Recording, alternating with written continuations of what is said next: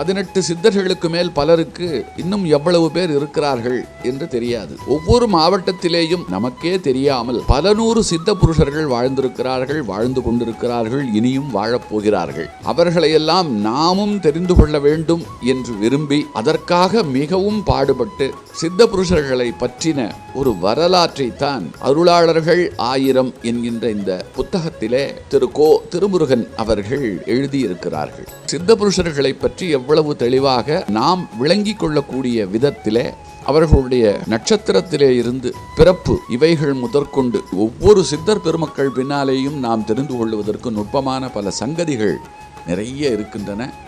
அவைகளை பற்றியெல்லாம் தொகுத்து இந்த புத்தகத்திலே அவர் தந்திருக்கிறார். நல்ல தமிழாய்ந்த அறிஞர்கள் ஒவ்வொருவருடைய இல்லத்திலேயும் கட்டாயம் இருக்க வேண்டிய ஒரு புத்தகம்.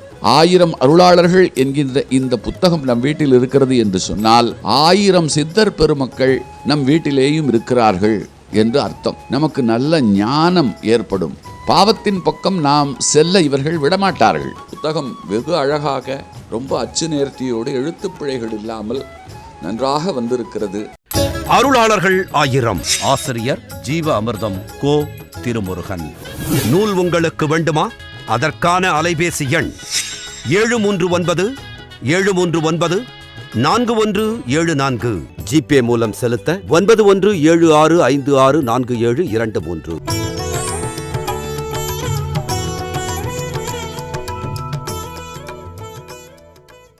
பிரணவம் தொலைக்காட்சி நேயர்களுக்கு அன்பு வணக்கம். இன்றைய தினம் மௌனம் என்றால் என்ன என்பதை பற்றி ஒரு சில வினாடிகள் சிந்திக்கலாம். மௌனம் என்பது முடிந்த நிலை. உலக வாழ்வியலில் மௌனம் என்பது முடிந்த நிலையாக கருதப்படுகிறது. ஆதி நிலையிலும் மௌனம், முடிந்த நிலையிலும் மௌனம். ஆதி நிலை மௌனமாக இருக்கும் பொழுது கரு உண்டாகாமல் இருக்கிறது. முடிந்த நிலையில் கரு உற்பத்தியாகி மானிட வாழ்க்கையாகி மானிட வாழ்க்கையின் பல்வேறு கோணங்களில் வாழ்ந்து திரிந்து அலைந்து உழன்று புரண்டு மற்றபடி எல்லா விஷயங்களிலும் அனுபவங்களை பெற்று அனுபூதியாகி அந்த அனுபூதியின் தன்மையில் எல்லாம் சர்வமும் அடங்கும் பொழுது பஞ்சபூதங்களும் பஞ்சபொறிகளும் பஞ்ச பொறியியல் ரசங்களும் தன்மாத்திரைகளும் பஞ்ச வெளிகளும் பஞ்ச பாத்திரங்களும் எல்லாமே அடங்கி ஒடுங்கி இருக்கும் பொழுது மௌனம் என்ற மலர் பூக்கிறது. மௌனம் என்ற மலர் பூக்கும் பொழுது தானாகவே அந்த மலரினுடைய வாசம் பல திசைகளிலும் பறந்து செல்கிறது. அந்த மலரின் வாசத்தை உணர்கின்ற வண்டுகள் அங்கிருந்து புறப்பட்டு அந்த மலருக்குள் இருக்கும் தேனை உண்ண வருகின்றன. இதற்கு உதாரணமாக இதை சொல்கிறார்கள். மனம் பற்றி, மனத்தினுடைய தன்மைகள் பற்றி, மனத்தினுடைய அனுபவங்களை பற்றி, மனதினுடைய போக்கு பற்றி மனிதன் சிந்திக்க துவங்குகின்ற காலத்திலிருந்தே இந்த வாசமானது ஆரம்பமாகிறது. அது ஆரம்பமாகும் பொழுது மௌனத்தில் தான் ஆரம்பமாகிறது. ஒரு யோசனைக்கு முன்னால் ஆழ்ந்த மௌனம் உன்னுடைய அகத்தில் நிலவுகிறது. அந்த அகத்தில் நிலவுகின்ற மௌனமானது 4 வகைகளாக பிரிகிறது. பைசந்தி, சூக்குமை, வைகரி, யமுனை. இந்த 4 விஷயங்களும் மௌனத்தில் தான் ஆரம்புகின்றன. பைசந்தி என்பது ஒரு விஷயம் மனதிற்குள் நினைக்கும் பொழுது ஏற்படுகின்ற துடிப்பு. வைகரி என்பது அந்த நினைப்பானது மூளைக்கு சென்று மூளையில் இருக்கிற நரம்புகளை தொட்டு எழுப்புகின்றன. எழுப்பும் பொழுது ஏற்படக்கூடிய அந்த இடம்தான் வைகரி. சூக்குமை என்பது ஆதியந்தமில்லாத வஸ்துவாகிய மூல பரம்பொருள் தன் சுய இருப்பிலிருந்து, தன் சுய தேவையிலிருந்து அந்த மனமாகிய கருவிக்கு எடுத்து செல்ல வேண்டிய பாடங்களை எடுத்து சொல்லும் இடம்தான் பைசந்தி. இந்த பைசந்தியிலிருந்தும் வைகரியிலிருந்தும் சூக்குமையிலிருந்தும் ஒவ்வொரு விதமான ஒருவித பூ மனம் நிகழ்கிறது. இது நிகழ்கின்ற பொழுது இந்த மௌனம் பூத்து மலராகி காயாகி கனியாகி பின்பு தானாகவே விதையாகிறது. ஆக மௌனம் என்பது எல்லாம் அடங்கிய இடம். மௌனம் என்பது அண்டவெளிகளையும் பிண்டவெளியையும் பரவெளியையும் தனக்குள் அடக்கியது தான் இந்த மௌனம். இந்த மௌனத்தை பற்றி சித்தர்களும் ஞானிகளும் யோகிகளும் ரிஷிகளும் நாதர்களும் ஒவ்வொருவரும் தங்களுடைய அனுபவ நிலைகளை அள்ளி கொடுத்திருக்கிறார்கள். இலக்கியங்களில் இந்த மௌனத்தை பற்றி தான் அதிகமாக சொல்லப்படுகிறது. சித்தர் வழிபாட்டிலும் இந்த மௌனமே செங்கோல் ஓச்சுகிறது. இந்த மௌனமே ராஜபீடமாக இருக்கிறது. இந்த மௌனமே அரசாளுகிறது. அத்தகைய மௌனத்தை பற்றி ஆராய்கின்ற பொழுது இந்த மௌனமானது ஒரு மனிதனுக்கு உண்டாகும் பொழுது சர்வமும் சித்தியாகிறது என்று அடிப்படை கோட்பாடுகள் முடிகிறது. மௌனமாக ஒருவன் இருந்து விட்டான் என்றால் அவன் எல்லாம் தெரிந்தவன் ஆகின்றான், எல்லாம் உடையவன் ஆகின்றான், எல்லாம் தெரிந்தும் எல்லாம் தெரியாதது போல் இருக்கின்றான் என்ற ஒரு ஆழ்ந்த நிலை மௌனத்தில் ஏற்படுகிறது. மௌனம் பழகு என்று மகாகவி பாரதியார் கூறினார். மௌனத்தை எப்படி பழகுவது? நண்பருடன் பழகலாம், மற்றொருவருடன் பழகலாம், வீட்டுடன் பழகலாம், நாயுடன் பழகலாம், பேயுடன் பழகலாம். இந்த உலகில் எல்லோருடனும் பழகிறோம். பழக்கம், இந்த பழக்கம் வழக்கமாகி விடுகிறது, வழக்கம் பழக்கமாகி விடுகிறது. இது உலக இயல்பு. இந்த உலக இயல்பில் இருந்து கொண்டே மௌனம் பழகு என்று மகாகவி கூறுகிறார். மௌனம் பழகு என்றால் என்ன அர்த்தம் என்றால், சற்று நேரம் ஏகாந்தமாக இருந்து உன்னை பற்றி நீ ஆராய்ந்து சிந்தித்தேயானால் உனக்குள் இருக்கும் அந்த பேர் அமைதி, அந்த மனமற்ற இடம், அந்த தூய இடம், வெளிக்குள் வெளிகடந்து செல்கின்ற இடம் உனக்கு புலனாகும். அந்த இடம்தான் மௌனம் என்பது. இந்த மௌனத்திலிருந்து ஒருவன் சாதகம் பண்ணி கொண்டே வந்தால் அந்த மௌனம் கொஞ்சம் கொஞ்சமாக பூக்க ஆரம்பித்து அதனால் அவனுக்கு அனுபூதி கிட்டுகிறது. அந்த அனுபூதியிலேயே அவன் திளைத்து திளைத்து திளைத்து திளைத்து மேலோங்கினால் அந்த அனுபூதியே உபூதியாகி விடுகிறது. உபூதி என்றால் என்ன என்ற அர்த்தம்? ஐஸ்வர்யம் என்ற அர்த்தம். விபூதி என்றால் செல்வம் என்ற அர்த்தம். விபூதி என்றால் சித்தி என்ற அர்த்தம். விபூதி என்றால் கிடைத்தற்கரிய நற்பேறு என்ற அர்த்தம். விபூதி என்றால் நாம் தினமும் அணியக்கூடிய ஒரு அணிகலன் என்ற அர்த்தம். விபூதி என்றால் நாம் மேற்கொள்ள வேண்டிய நல் ஒழுக்கத்தின் ஒரு பகுதி என்பது உங்களுக்கு சரியாக விளங்கும். ஆக மௌனம் என்பது தனக்குள் இருப்பது. தனக்குள் இருக்கும் மௌனம் எவ்வாறு விரிந்து பறந்து சென்று அண்டவெளியையும் பிண்டவெளியையும் தாண்டி சென்று பரவெளிக்குள் பூந்தும்போது அந்த மௌனம் வாக்காக மாறுகிறது. மௌனமாக இருக்கும் பொழுது இருக்கக்கூடிய மௌனமே தன் செயல் இருப்பில், தன் கருத்தரிப்பில் மௌனமாக இருந்து அந்த மௌனத்தினுடைய தாக்கமானது தாங்க முடியாத போது, அடக்க முடியாத போது, அது உணர்ச்சி கொந்தளிப்பாக மாறுகின்ற பொழுது அது தன்னுடைய வாயிலிருந்து வருகின்ற வார்த்தையாக மாறுகிறது. அந்த மௌனம் வாக்காக மாறும் பொழுது ரசவாத வித்தை ஏற்படுகிறது. மௌனமாக இருக்கும் பொழுது அண்டத்தில் இருந்தது, அது வாக்காக மாறும் பொழுது இந்த பிண்டமாகிய பாத்திரத்திலிருந்து அந்த அண்டமாகிய பரவழிக்குள் பாய்கிறது. அது ஒரு அம்பு போல் பாயும் பொழுது ஏற்படக்கூடிய வினைகள், செயல்கள், அதனுடைய தாக்கங்கள், அதனுடைய ஆக்கப்பூர்வமான நடவடிக்கைகளை பார்க்கும் பொழுது மௌனமாகிய அணுகுண்டு தன்னுடைய வீரியத்தால், தன்னுடைய சக்தியால், தன்னுடைய திணிப்பால், தன்னுடைய திண்மையால் அந்த சகல சராசர வஸ்துக்களையும் தன்னுள் அடக்கி கொண்டது என்றுதான் கூறுவோம். அந்த மௌனத்தில் சித்தர்கள், திருமூலர் மகாபெரிய சித்தர், அவர் மௌனத்தை பற்றி ஒரு 4 வரி நமக்காக கூறியிருக்கிறார். அட்சரமாம் மௌனம் மகா அட்சரமாம், அதுவே நல்ல திறவுகோலாம், உச்சிதமாக திறந்தாக்கால் அந்த உச்சி வெளிகாணும் ஞானப்பெண்ணே. இவ்வளவு அதான் சொல்கிறார். அட்சரம், சரம் என்பது நமக்கு தெரியும். நாம் விடக்கூடிய வாசிக்காற்று சரம். அட்சரம் என்பது அந்த வாசிக்காற்றானது ஊதி ஊதி ஊதி ஊதி உள்ளே சென்று கனலாக மாறி, வித்தையாக மாறி, தகராலய ரகசியமாக மாறி, தகராலய ரகசியத்திலிருந்து பரவழி ரகசியமாக மாறி, பரவழி ரகசியத்திலிருந்து ஆனந்த ரகசியமாக மாறக்கூடிய அற்புதமான ஒரு இடம் இந்த சரம். இந்த சரம் பார்த்தவுடன் சண்டைக்கு போகாதே, பரம் பார்த்தவனுடன் பகைத்து கொள்ளாதே என்று பெரியவர்கள் சொல்வார்கள். சரம் என்பது உயிர் ஓட்டம். உயிர் எப்பொழுது ஓடுகிறதோ மூலாதாரத்திலிருந்து சகசிராரம் வரைக்கும் சென்று மீண்டும் திரும்பும் உயிரானது இந்த சர ஓட்டத்தில் உள்ளே இருந்து கிளம்பி வெளியே வந்து விடுகிறது. அதற்கு சரம் என்று பெயர். ஞான சரம் என்றும் சொல்வார்கள், மௌன சரம் என்றும் சொல்வார்கள், சரவித்தை என்றும் சொல்வார்கள், வாசியோகம் என்றும் சொல்வார்கள், இந்த மகாவித்தை என்றும் சொல்வார்கள், சிவராஜ யோகம் என்றும் சொல்வார்கள். பல பல பெயர்களில் இருந்தாலும் இதனுடைய அடிப்படை கருத்து இந்த மூச்சு காற்றினுடைய வேகத்தை ஏற்றி இறக்கி அதற்கு சரியாக விடுவதுதான் இந்த சர ஓட்டம் என்று பெயர். இந்த சர ஓட்டத்தினால் ஏற்படக்கூடிய பலன் என்னவென்றால், தேகம் 3 நாடிகளையும் சுத்தப்படுத்தும். ஒன்று வாத நாடி, ஒன்று பித்த நாடி, ஒன்று கபநாடி. இந்த 3 நாடிகளில்தான் மனிதனுடைய வாழ்நாளே அடங்கியிருக்கிறது. இந்த 3 நாடிகளின் அமைப்பினால்தான் ஒருத்தனுடைய ஆயுள் இருக்கிறது. இந்த 3 நாடிகளுடைய சுத்தத்தினால்தான் ஒருவன் மீண்டும் மீண்டும் மீண்டும் மீண்டும் ஒளி தேகமாக மாறி அந்த ஒளி தேகமானது பிரணவ தேகமாக மாறி, இந்த பிரணவ தேகமானது சொர்ண தேகமாக மாறி, பின்பு அதற்கு மேல் காயகல்பம் என்று சொல்லக்கூடிய கல்பம் என்பது பல லட்சம் ஆண்டுகள் சேர்ந்தது ஒரு கல்பம். கல்பதேகம் என்று சொல்வார்கள், கல்பதேகி என்று சொல்வார்கள். அவர்களுக்கு ஆதியும் கிடையாது, அந்தமும் கிடையாது, வயதும் கிடையாது, காலமும் கிடையாது, நேரமும் கிடையாது, முக்காலங்களும் அவர்களுக்கு இல்லை. அத்தகைய கல்பதேகிகளாக ஆகக்கூடியது இந்த சரம். இந்த சரவித்தை ஒருவன் பழகி கொண்டால் அவன் சரம் பார்த்தவன் தன்னுடைய பரம் பார்ப்பான் என்கிறார்கள்.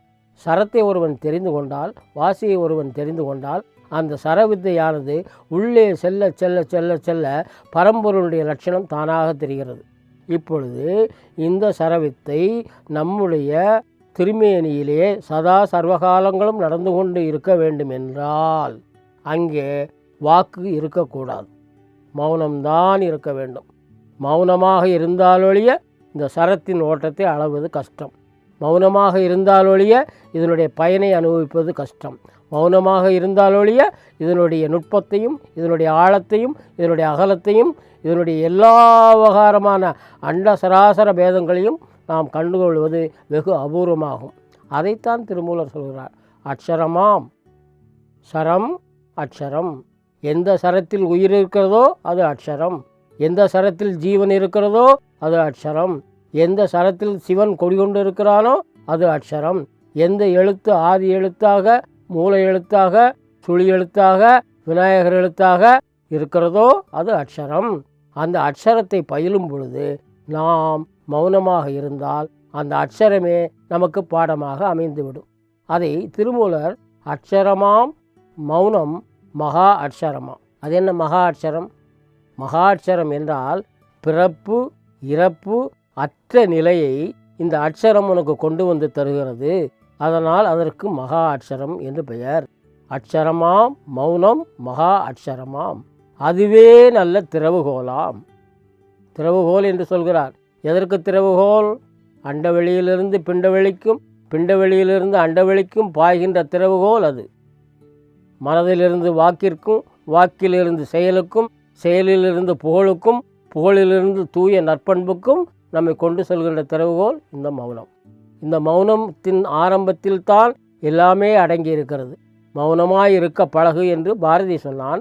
அந்த மௌனத்தையே அக்ஷரமாம் மௌனம் மகா அக்ஷரமாம், அதுவே நல்ல திறவுகோலாம். அடுத்து என்ன செய்கிறது? உசிதமாக திறந்தாக்கால் என்று ஒரு வார்த்தை போடுகிறார். அது என்ன உசிதமாக திறந்தாக்கால்? இந்த மூச்சு பயிற்சி செய்கின்ற பொழுது கரணம் தப்பினால் மரணம். மூச்சு ஒரு இடத்தில் நின்று விட்டால் அப்படி உயிரும் நின்றுவிடும். வாசி பழகும் பொழுது குருவை வைத்து கொண்டு பழக வேண்டும் என்று நமது முன்னோர்கள் சொல்லியிருக்கிறார்கள். வாசியை ஒருவன் பழகும் பொழுது ஆச்சாரியன் பக்கத்தில் இருக்க வேண்டும். அந்த ஆச்சாரியன் பக்கத்தில் இல்லை என்றால் இவனுக்கு புறையோடும் போது அப்படியே ஜீவனும் போய்விடும். அதனால்தான் இதற்கு கரணம் தப்பினால் மரணம் என்று சொன்னார்கள்.